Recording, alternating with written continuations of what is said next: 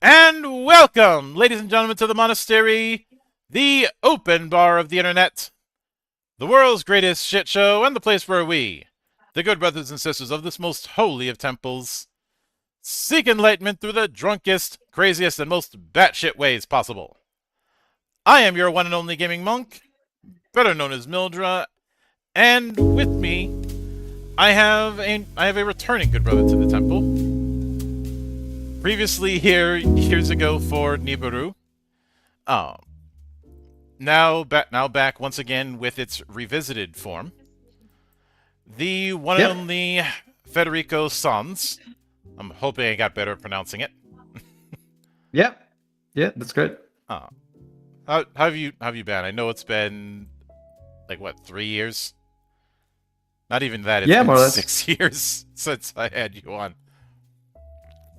Yeah, it's been a trip. Mm-hmm. It's been literally. Yeah.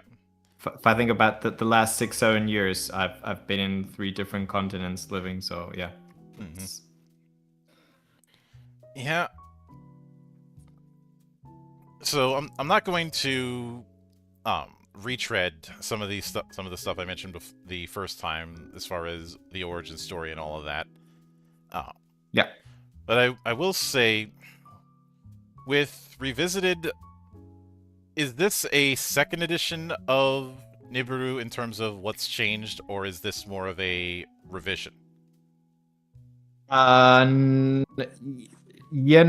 it's not a second edition, because I think when you talk about second editions for TTRPGs, I think there are some expectations related to what the product is meant to be.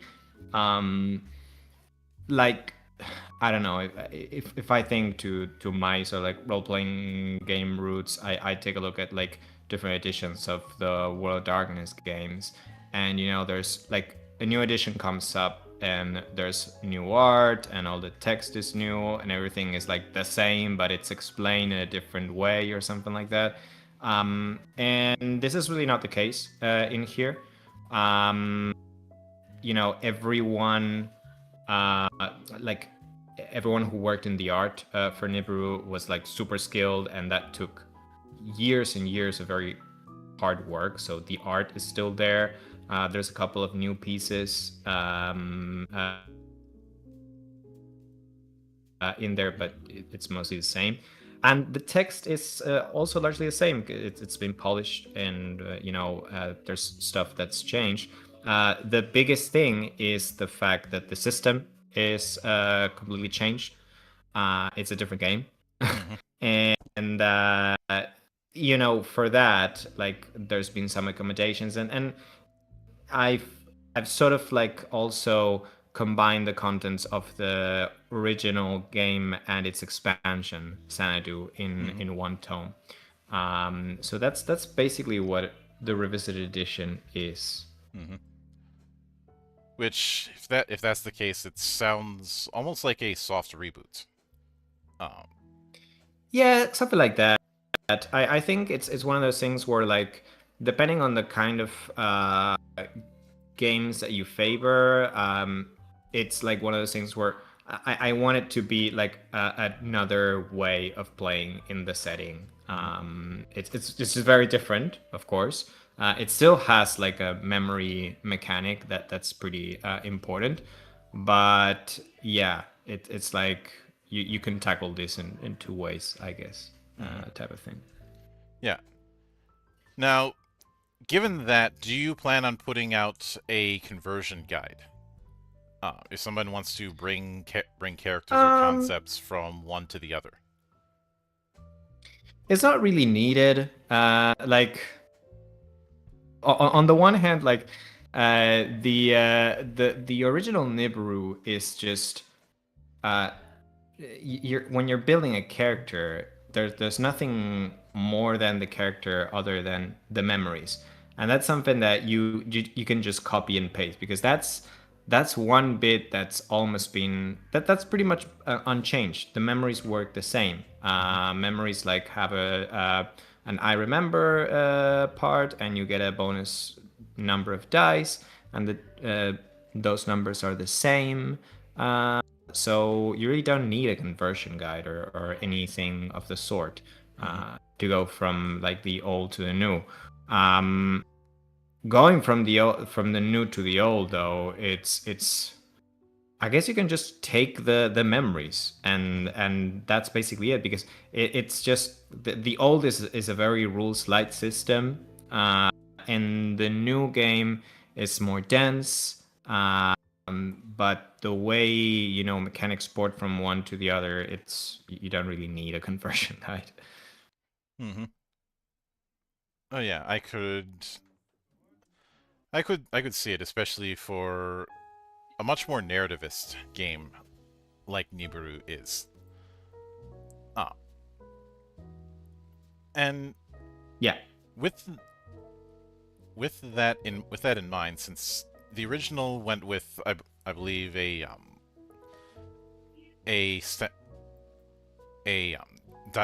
die pool that I think it was on successes. Keep in mind it's been 6 years. Oh. yeah. So bear with me on some parts. Oh. Don't worry, I can tell you how it was if you want. Yeah, what I'd like to get into is how the core mechanics were and how they've become what they are now. Oh. Right. So before it was very simple. You rolled because your character started as a blank slate. Mm-hmm. You rolled pretty much for everything 3d4s, and every 4 that you got was a success.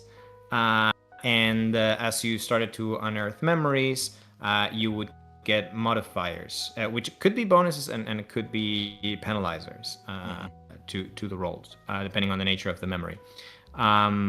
And so as you played along,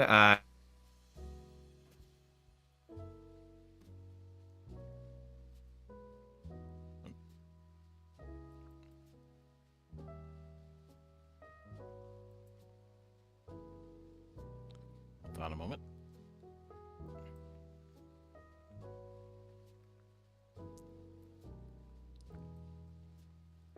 it's just it's not executed in any way like the old one. Mm-hmm. Oh yeah. So yeah, the new one is basically it's not a traditional task resolution system. It's something I called means-based task resolution. If you think about it, because this is basically what I kind of wanted to delve into. If you think about it, most games that are centered on a task resolution system, and that is most role-playing games, at least the wider, so like most of what's played. If a game is sort of like built on top of the foundation of a task resolution system, most of its subsystems will be about playing with that central mechanic. And because that central mechanic is essentially answering the question of whether or not you can do what you want, most systems map into some sort of power fantasy of some sort of power fantasy, if you think about it. And I wanted to sort of change that a bit. So the way MBTR, means-based task resolution, works is when you roll your dice, like you know what you want to achieve. So you're rolling, I don't know, to haggle or to I don't know, escape from a place or something like this, like that. But when you roll, the dice that you roll, like the main thing that you're rolling for is to determine how your character does what they're about to do. And then, depending on the options that you're giving after you roll, you decide whether to succeed or fail. And the point of the system is to sort of like focus on the idea that you're not building a character so that they can do whatever the fuck they want to do, but you're rolling to try and see if your character can go ahead and do something according to their convictions, their values, like who they want to be, essentially. And that's kind of like the main gist of the thing. Oh yeah. And you did on the Kickstarter. You do have a few images that I'm guessing are meant to be examples of the voices, the different approaches. Silence, Enki, Shepherd, and Core. Yeah. Oh. Yeah, so those basically are the voices, and those sort of like frame this idea of what your convictions are. This is like it's a big part of like my influences going to these revisited edition, but it's very much related to a nonfiction work called The Origin of Consciousness and the Breakdown of the Bicameral Mind by a guy called Julian Jaynes. And what Jaynes did was probably a colleague described it as in a different podcast we did a while ago as the one neuroscience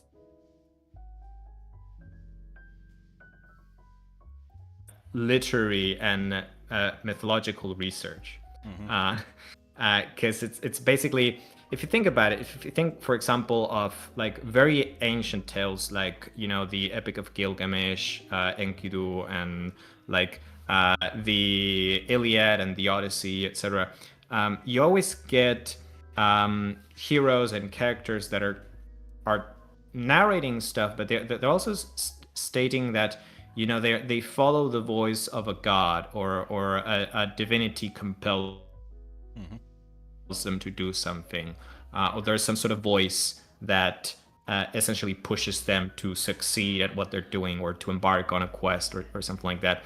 And there's this persistent idea of voices that I wanted to reflect in the game, because it also talks a bit, like the content of the essay is that a lot of this instance of voices being quoted is very much related to the way language developed, and the way Julian Jaynes talks about consciousness. It states it's a very specific definition of consciousness, but it relates to the inner monologue and the sort of way in which we conceptualize what we do. If you think about it, we modern human beings in the current society, we have like a very complex language. Some of us even speak multiple languages, so we can, you know, we have an inner monologue. We talk to ourselves, and we think in that language, and we process like our decision making process and stuff like that. But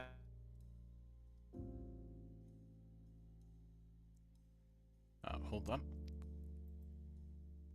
Empire, when for example, written language is basically just a thing that only a couple of people knew, and they used for like writing down how much wheat and barley the state owed or something like that. And language had a different level of development, and it was also fused in so much metaphor around the mythology and divinities, etc. What I wanted to be like was like, okay, what if we mechanize this? Can we mechanize the way people channel their thoughts through these voices and through these entities that are part of their belief system? And that's basically what the voices are in Nibiru.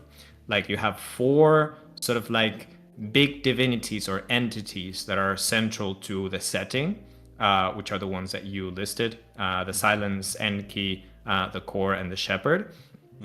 And each one of them sort of like molds a particular demeanor or an approach to life and your goals and your aspirations and the way you go about doing stuff.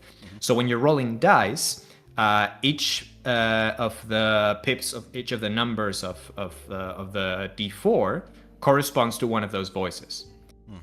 So 1 is for silence, 2 I think is for Enki, 3 is for the shepherd, 4 is for the core.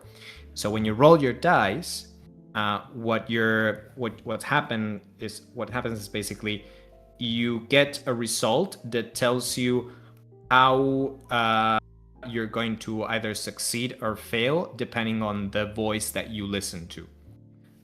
So for example, if you roll, for example, 3d4 and you get 2 4s and 1 2, you basically have 2 results for the core, 1 result for Enki, and 0 for the other 2 voices. You can be like, okay, I could succeed if I do this the way of the core. I could fail with an opportunity if I do Enki, or I could do a dramatic fail with the other 2. And then, of course, the sort of like the obvious design question is, why the hell would anyone choose to do a dramatic failure, or why would anyone even choose to fail?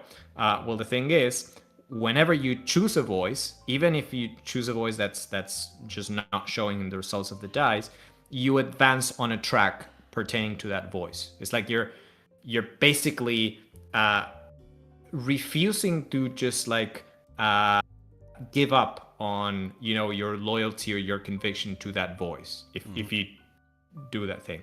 And so different characters start to become molded in different ways, where some people will be much more pragmatic and they will go for the success whenever they see it.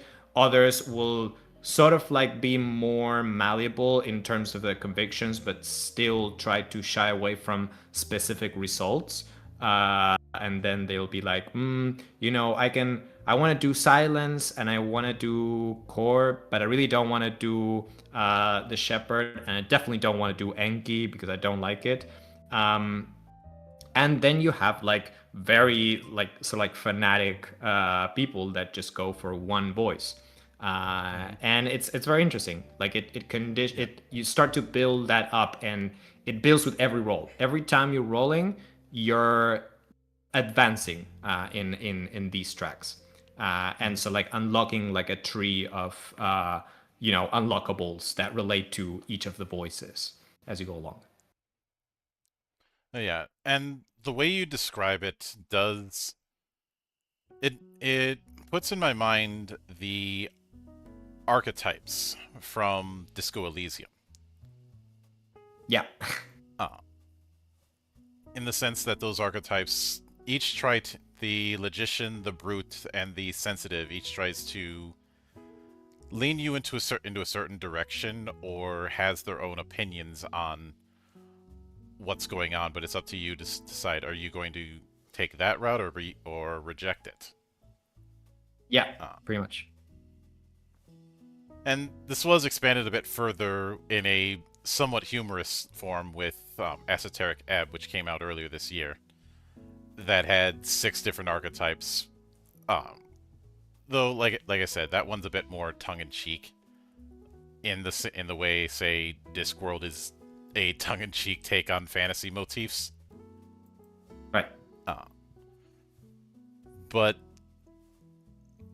given that broadness, I'm guessing in the full book you'll have a few examples on either scenarios or approaches that might lean more towards one of the voices more than others, because this is, as a very narrativist game, it's important to have guidance, even more so than most games.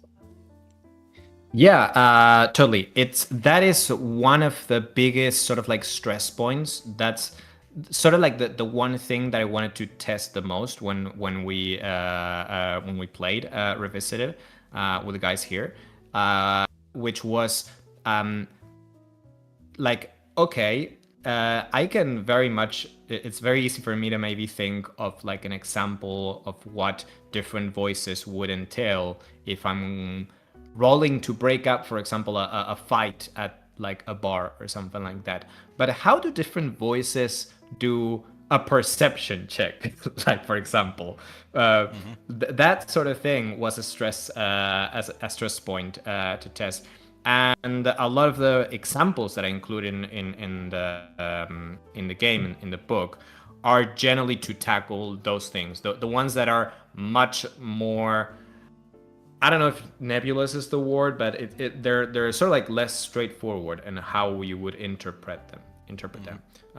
Of course, you can always say there's no wrong way to interpret them, but you still want to like give ample information to be like, hey, I don't know, like for example, the perception check to me is like a very, uh, a very normal one to ask about, because even if I don't tend to use perception checks that much when I run games, I think a lot of people do, and it's like, well, if the shepherd is, the shepherd, for example, is the voice that you go on to, and it makes you go and check with the local authorities or the most authoritative person you have access to, or even your memories of Mm-hmm. whomever was authoritative to you as like a figure you look up to, Mm-hmm. and sort of channel that. And it was very obvious to me when I thought about it.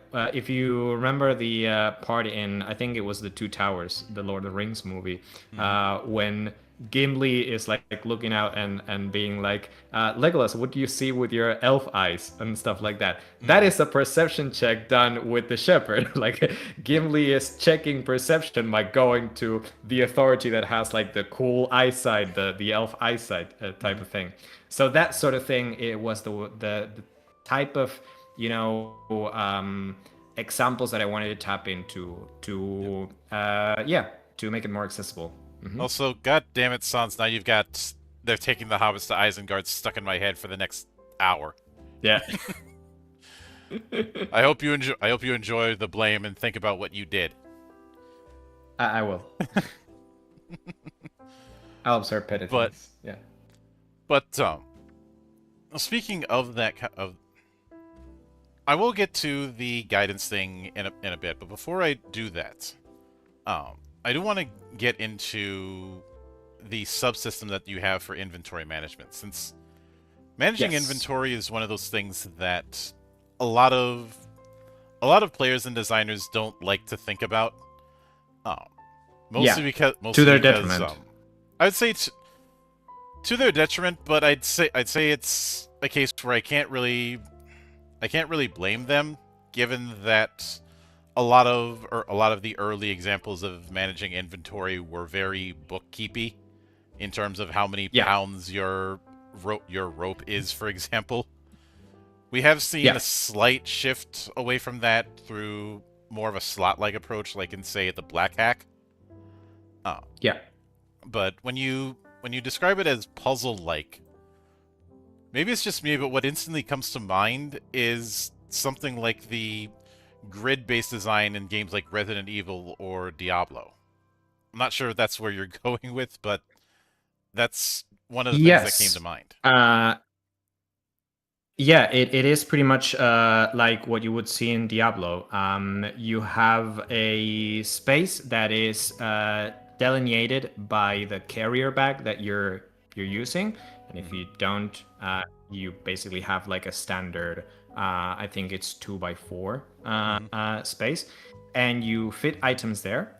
And it's puzzle like, not just because you have to fit your stuff in there, but there's two things which are good to have in mind. One, which is, do you know the sort of like encumbrance rules that we always see in like these games that are very bookkeepy, and they never work really because it's like a number that you as a GM have to track to see if the player is like having that thing overloaded, and then there's a penalty and nobody cares about that.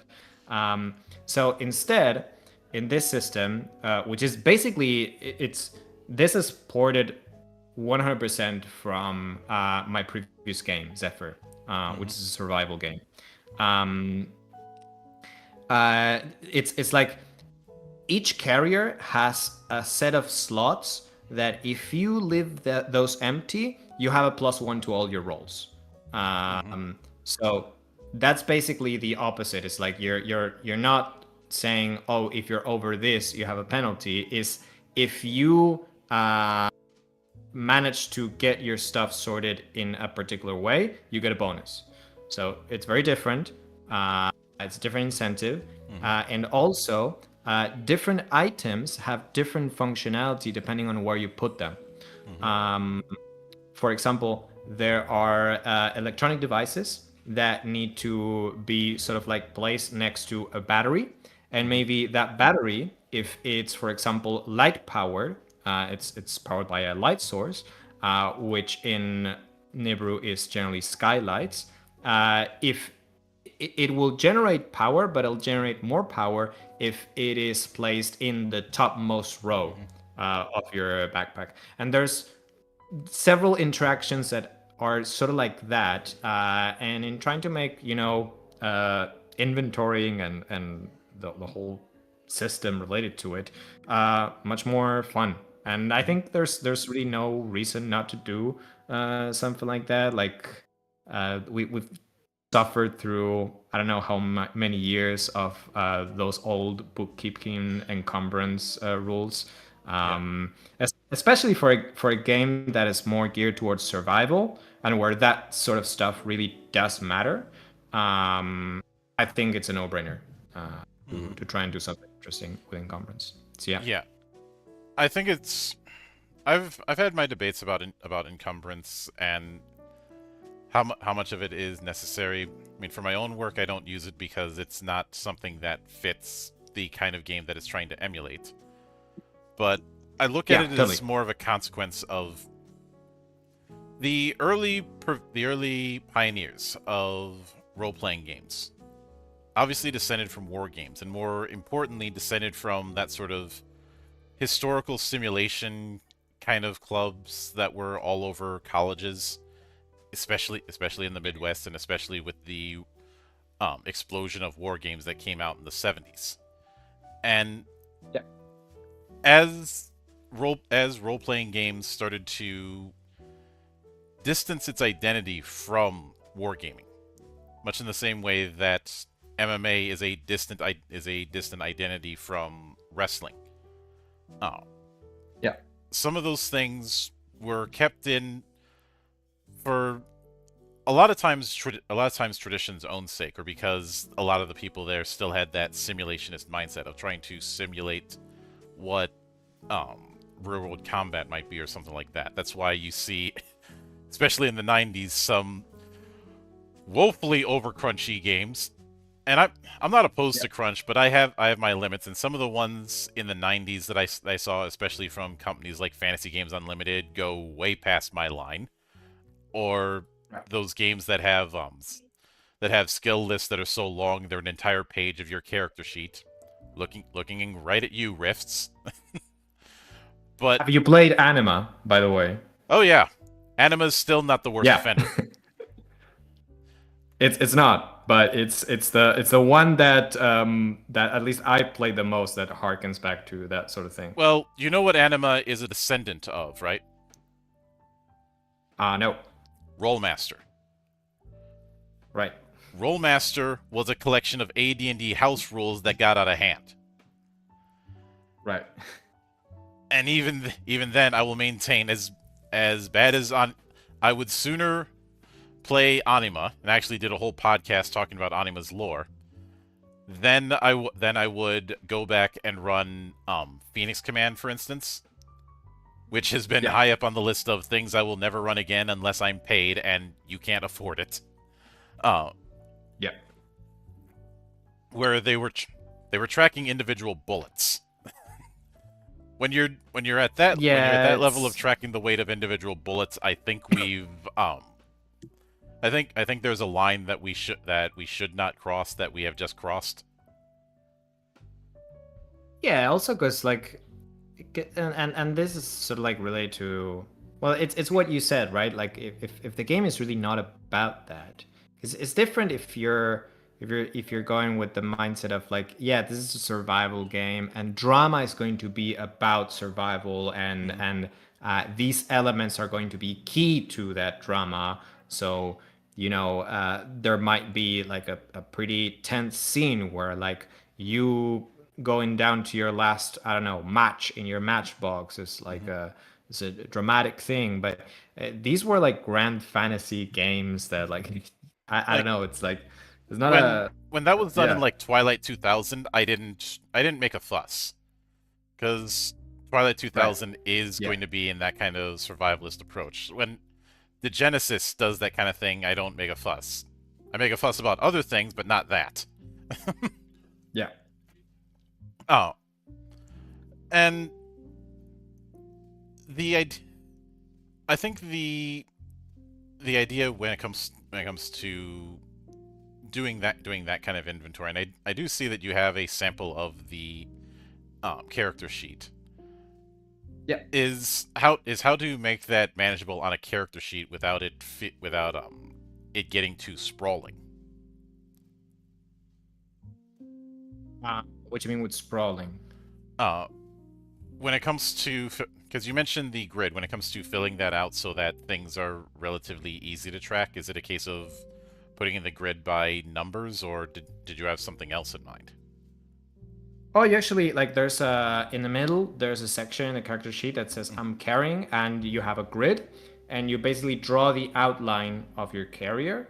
Mm-hmm. Uh, and the book comes with printable tokens Mm-hmm. that represent all of the objects, All right, I and I you can can get basically that. print those together with the character sheets, and yeah, you just put them on top of the sheet. Mm-hmm.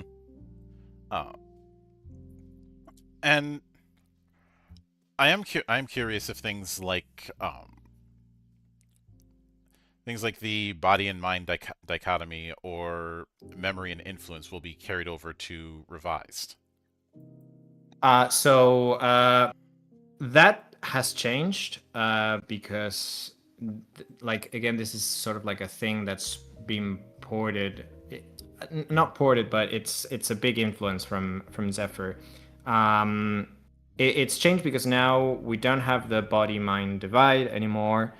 Um, we have something called Abaru, which is sort of like an in-world sort of like conceptualization of your life force, let's say. Mm-hmm. And it's basically a resource. It's a resource system. It's like you have up to 8 Abaru in your sheet. If you go down to 0, you lose the character. That can happen through many different ways. It's not just because you died, because again, this is breaking sort of like the body mind dualism type of thing. Mm-hmm. And the idea is that Abaru is also the sort of the resource that you use to push past the odds in difficult times. So when you're rolling dice, you're rolling from your Abaru pool. So if you, for example, if you have a skill or a task that you can roll 4 dice, but you have 3 Abaru, you will not be able to roll more than 3 dice. That sort of thing. So as you dip like to the lower numbers of that life energy, it's going to mess with your rolling. Mm-hmm. And that's something that like once a day, every time you go to sleep, you're going to lose one Abadu, and it's going to move to sort of like a memory Abadu flashbacks and stuff like that. Mm-hmm. And that's basically the one of the other big new things. You have these resource pools. You have the Abaru of your character. You Mm-hmm. have the memorial Abaru, which is the stuff that you use to recover memories. And then you have sort of like an environmental Abaru, which is called Pulse, which is sort of like the Abaru that is surrounding the group. and you can use that to trigger different effects. When you lose HP, when you lose Abaru for some reason, unless it's a very severe sort of like thing that made you lose that Abaru, generally it's going to move to that Pulse Abaru pool, and you'll be able to reuse that resource for different things. A lot of the creatures that you find and the automatons in the station are going to change their behavior depending on that Pulse Abaru, like the static life energy around you. But it's both, a resource system that sort of like ties into the whole survival concept of the game, and it's also communicating something about the world and the way people see it, like the way people in Nibiru do not have the mind-body divide. They have this concept of Abaru working, and it's also pretty cool because it allows for survival, like not having that mind and body divide and having it together in the Abaru pool. It allows for survival to take center place even in the places where you wouldn't have thought it would be a narrative drive. For example, in the middle of a city, in the core sectors where like everything is like populous and you generally are able to eat and stuff like that. But because the body and mind divide is broken, and this is also tied to your mental health, to the stress that you undergo and stuff like that, maybe you get stopped at a checkpoint and someone is going through your stuff, and the stress of the thing actually makes you lose Abaru. And so that sort of thing can also be threatening and can be a point of tension. And in general, the fact that it's now a resource that it's more spread out and it can be tapped onto by the narrator in a wild variety of situations, it makes it very easy to build tension with it. That's sort of like the idea behind it.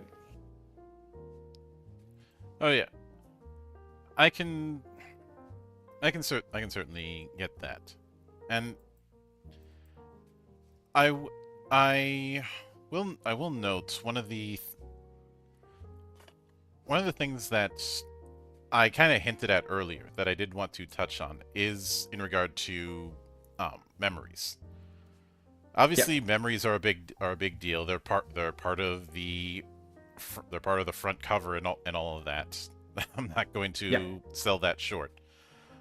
But one thing I'm curious about, and I may have asked this the last time. If I did, I apologize, because again, that was in 2020, a year most of us would like to forget. But with memories, you essentially do have a blank check as far as what they could be, and I'm reminded of how critical I was of the aspect system in Fate. Not of the presence of it, but the fact that that aspects could be just about anything, and there's not really guidance as far as what might be too broad of an aspect or what might be too specific. Right. And with memories, do you have not a hard and fast rule about what it can and can't be, but guidelines on what might be too specific or too broad? Yes, I have guidelines. Both. So you have guidelines both for the narrative side of memories and the mechanical side of memories.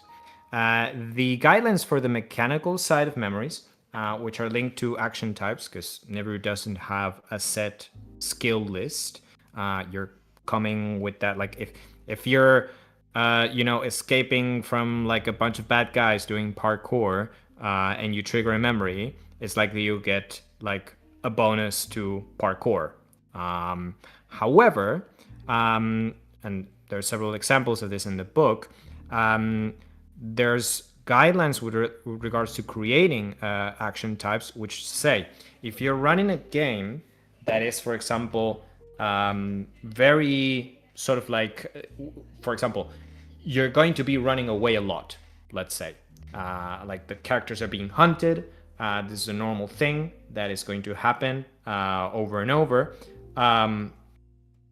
what's going to happen is when you create a new action type, you want to be specific, that's related to escaping, you want to be specific, because if a big swath of the experience is going to be about running away and escaping and not getting caught, etc., you don't want to have one action type that can basically cover all the bases that you're going to find, or most of the bases you're going to find on all these situations where you're escaping. So you have to be more specific. You have to be, okay, I'm doing parkour, so that the next time you might be able to run away with parkour, but it might be places where you're running away that you don't get to do that, and you have to hide, and you have to, I don't know, do a different thing. So there's clear guidance in the book about, if this is like a thing that is very specific and it's not an overarching, challenge that you're going to face over and over and over throughout the campaign, go more general. That's fine. If not, go for the particular, that sort of thing in the mechanical sense, and in the narrative sense, and also partly in the mechanical sense too, because it does factor in. Nibiru has its archetypes, which are the habitats. The habitats are basically the archetype that you pick when you create your character, and they basically tell you where your memories come from. There's a habitat like at Bright Town, which is the simplest one probably, which is like a countryside idyllic town, and your memories, the ones that you write, are from there. Normally that would dictate that it's hard for you to envision having a memory about hacking a mainframe or something like that, unless, I don't know, your version of Brighttown was some sort of like futuristic farm village type of thing. I don't know, but it's kind of hard to envision. And then you have, I don't know, other habitats like the machine, where you have memories of being an automaton, and there's different archetypes that are, they're very different. There's one, the womb, where you have the memories of a building or a place, and you're writing from the point of view of a building or a place. Like if you choose your place to be a church, well, you describe how, through the vents you can hear the conversations of, like, I don't know, pastor convincing someone to, I don't know, not commit adultery or stuff like that. And so that's the memory that you write when you want to get a bonus to persuasion or something like that. And there are several archetypes like that. There's 6 of them. And those are very straightforward guidelines to writing that also have rules of their own. They have other mechanical implications, but yeah. Oh yeah, I could certainly see that, and it's important. Like I said, it's important to have that and not take the. I've noticed a bit of a thing with some games that really lean heavily into narrative that don't have that guidance, where when this is pointed out, some of their adherents use the line of, "Oh, the game trusts that the table is smart enough to figure that out through roleplay or something like that." Which I've always treated as, imagine getting swimming lessons, and your swimming lesson is the coach picks you up, tosses you into the pool, and says, "Drown less." Yeah, it's. I think it's a bit of a side effect, at least in my opinion, of design being a very undervalued skill in the industry, and so, like, taking too far this idea of oh, you shouldn't be patronizing to players. Like, I know how smart players are. Players are extremely smart. They always, when you're releasing a game, players will, like, in 2 weeks show you stuff that you had not considered in like 2 years of development. That always happens. But there's a radical difference between being patronizing and just offering guidance, because if you struggle with that at some point, it's likely other people will struggle too. Yeah. So, Yeah. I rem- that's something that's I remember one. There were a couple incidents that, in particular, came to mind for me. One of them was a while back. I was asked to cover Candela Obscura and give my thoughts, and yeah, I thought it was very odd that there's no. I don't, and I'm not expecting a full stat block, but something that leans in that direction.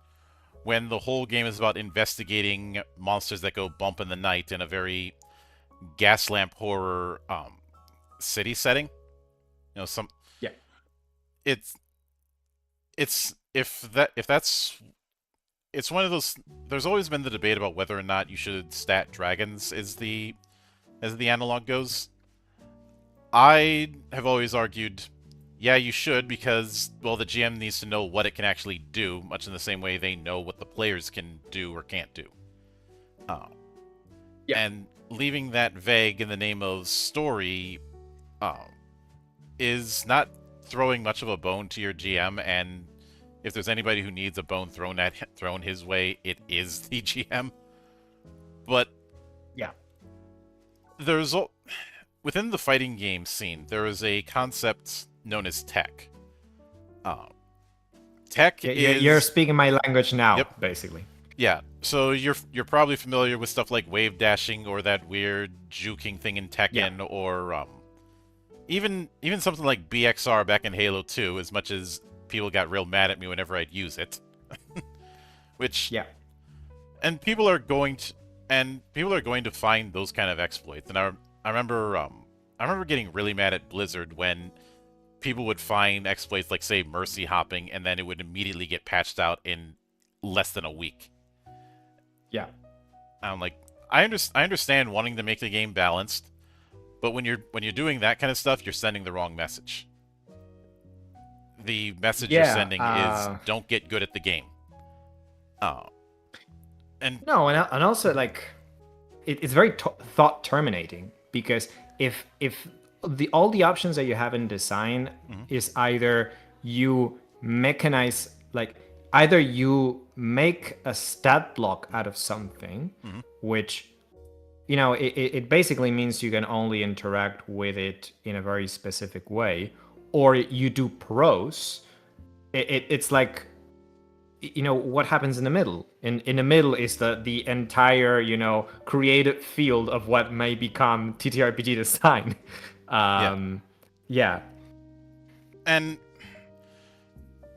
I think I remember having a pet peeve with some games that would put the crunch and the fluff in the same paragraph, and when I'm GMing something, I need to get to the actual thing I'm looking for if I'm looking for like a rule or for a specific bit of lore or something like that. Hence why I would use the term purple prose for that kind of thing, because it's obtuse for its own sake. But within the core book for the original book, you had chapter 7, which was all about not only the things that crept in, but also different types of AI, and a lot of the basically wilder threats that could be encountered. And they don't necessarily have stats in the traditional sense, but you still have a dice pool for certain actions. Yeah. And are you going to be maintaining that? How are you going to be rectifying that with the more voice-like design of the die pool in Revisited? Yeah, so that has changed. I think, actually, let me check, because I can't recall. I do have something new in that regard, which is basically how different creatures react to different numbers of pulse Avaru. But I can't recall if I think I kept the action types and the rolls. Yeah, and also like how much Avaru like a creature provides if you eat it. Yeah. All right. which honestly, that sort of action type is all that's really needed. 'Cause Yep. whenever I brought up that whole guidance thing, somebody's like, "Well, you just want a D&D style stat block." And I'm like, "No, I never said that. Just give me Yeah, I don't need something, that. give me Yeah. something, so I can see, okay, this is how difficult it's going to be for my players to overcome this." Uh, Yeah, precisely.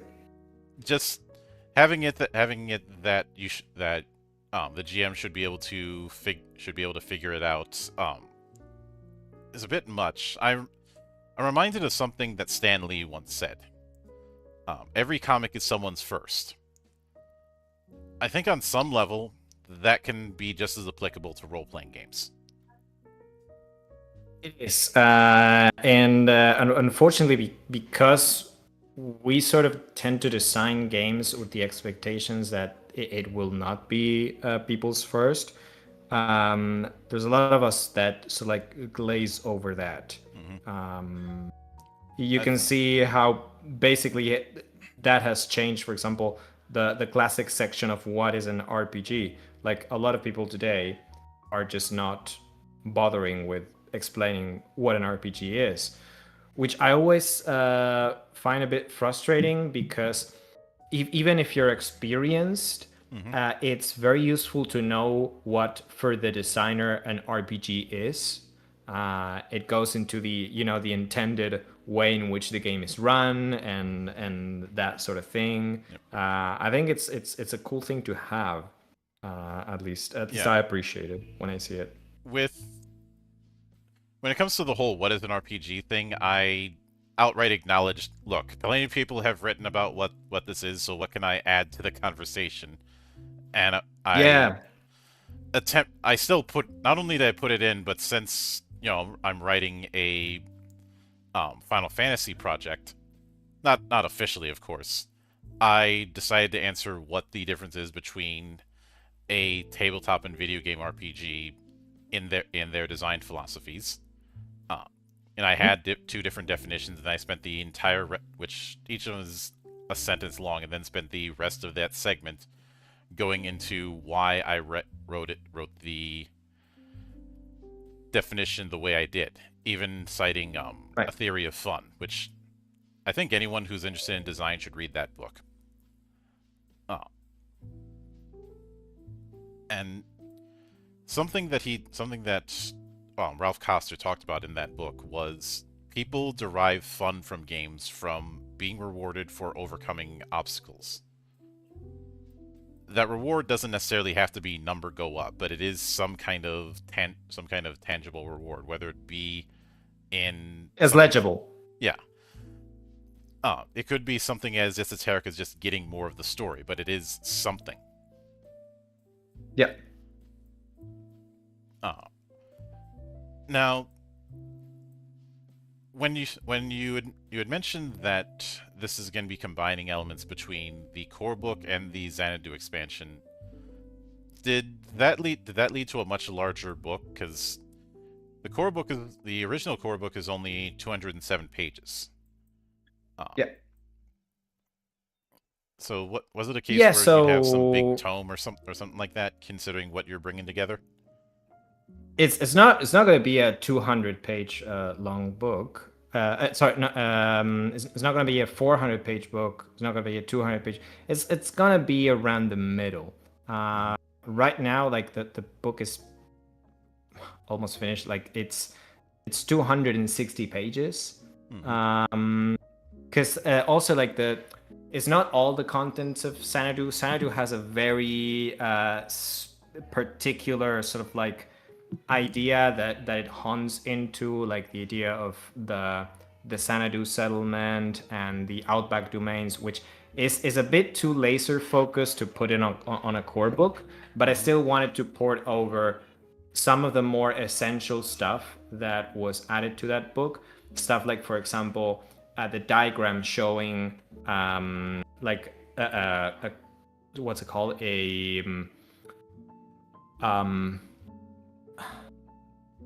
it's like a cutout of a standard hallway for Nibiru, and it shows you all the paths and the tunnels, of what goes into like, you know, service shafts and elevators and water treatment facilities and all that sort of thing, so that you get a mental map of how like traversing the space station would look like, all the new creatures, that sort of thing, the stuff that I could really be like, yeah, this is, you know, content that I want to have in the book.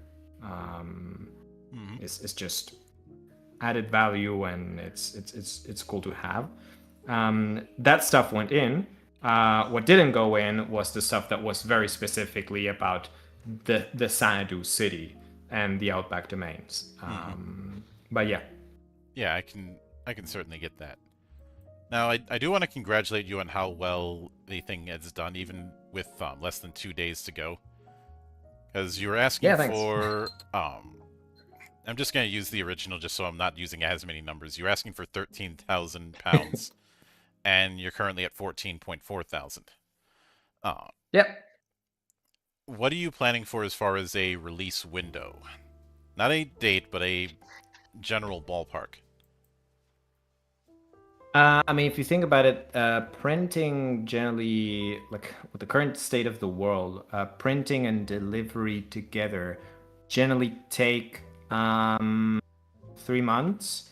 Now, I do want to go over a lot of development stuff that's tied to this book, because even if it's if the writing is done, I want to go through editing. Editing is like generally my weak point. I'm really bad at the process of like getting the book edited and sort of like correcting, you know, mistakes and stuff like that. So I need to put special attention to that.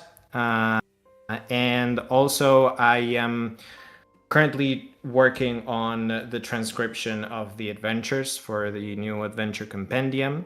That takes me a little while. So like I would say the thing is just is not going to ship later than this year. Like the idea is for it to fulfill this year. For sure. So yeah, that's basically it.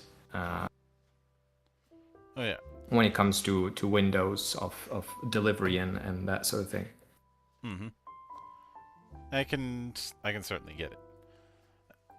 And I will look forward to seeing how it develops.